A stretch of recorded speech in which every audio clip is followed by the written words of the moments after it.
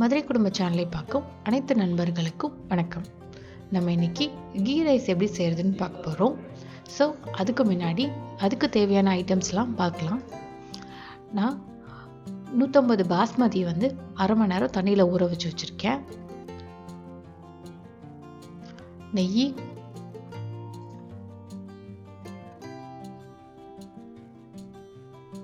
எண்ணெய், ஒரு பே லீஃப், 2 ஏலக்காய், 2 கிராம்பு, அன்னாச்சி பூ 1, முந்திரி பருப்பு,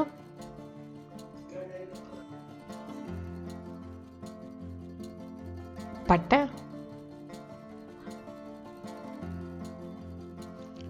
கொஞ்சம் கல்பாசி, சாவித்திரி பூ, அப்புறம் 2 வெங்காயம் சின்ன சின்னதாக கட் பண்ணி வச்சுருக்கேன். 2 பச்சை மிளகாய் காரத்துக்கு, அப்புறம் இஞ்சி பூண்டை நச்சு வச்சுருக்கேன். கொத்தமல்லி, புதினா, கருவேப்பிலை பொடி,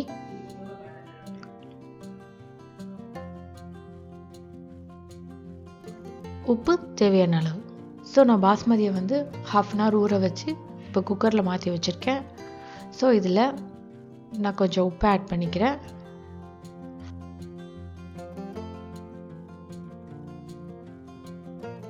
½ டீஸ்பூன் எண்ணெய்.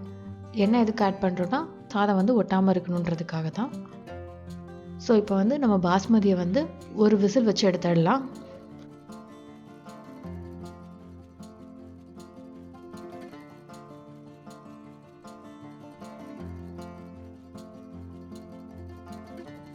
ஸோ இப்போ சவுண்ட் வந்துடுச்சு. நம்மளோட பாஸ்மதி அரிசியும் நல்லா வெந்துடுச்சு.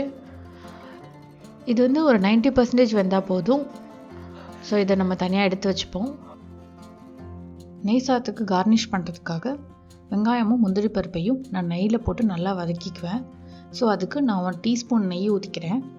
ஊற்றிட்டு அதில் வெங்காயம் சேர்த்துப்போம். சிம்மில் வச்சு நல்லா கோல்டன் ப்ரௌன் ஆகுற வரைக்கும் நல்லா வறுத்துக்கோங்க. நல்லா கிறிஸ்பியாக வரணும். கொஞ்சம் ஸ்டேஜ் மாறினோடனே நம்மளோட முந்திரி பருப்பையும் ஆட் பண்ணிக்கலாம்.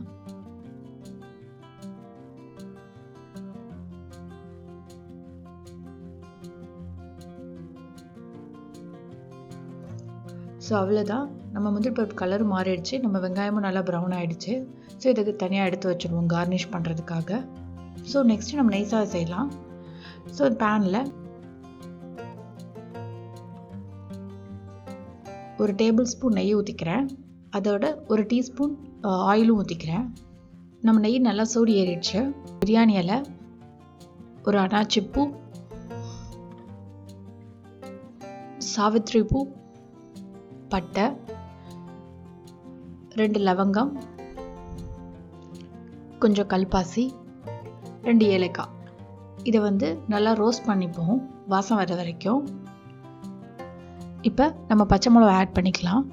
நான் ஒரு 3 பச்சை மிளகா ஆட் பண்ணியிருக்கேன்.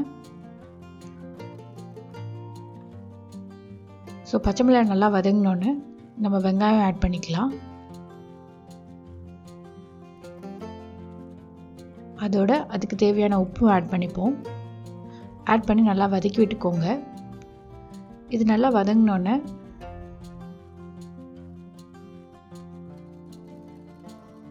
ஒரு கை புதினா, கொஞ்சம் கொத்தமல்லி, கொஞ்சம் கருவேப்பிலை பொடி 3த்தையும் போட்டு நல்லா வதக்கி விட்டுக்கலாம். ஸோ லைட்டாக கலர் மாறினோன்னே ஒரு டேபிள் ஸ்பூன் இஞ்சி பூண்டு பேஸ்ட் ஆட் பண்ணிக்கலாம். ஆட் பண்ணி நல்லா வதக்கி விட்டுக்கோங்க. நல்லா வதக்கி விட்டோடனே அந்த இஞ்சி பூண்டோட ஸ்மெல் மாறினதுக்கப்புறம் நம்ம வச்சுருக்க பாஸ்மதி ஆட் பண்ணிக்கலாம்.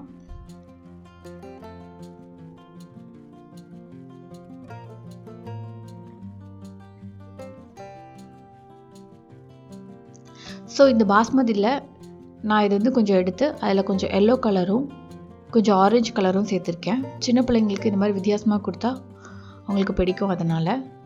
ஸோ இதை வந்து லைட்டாக கிளறி விட்டுக்கலாம். ஸோ நான் சாதம் வேக வைக்கும் போதே கொஞ்சம் தான் உப்பு போட்டு வேக வச்சேன்.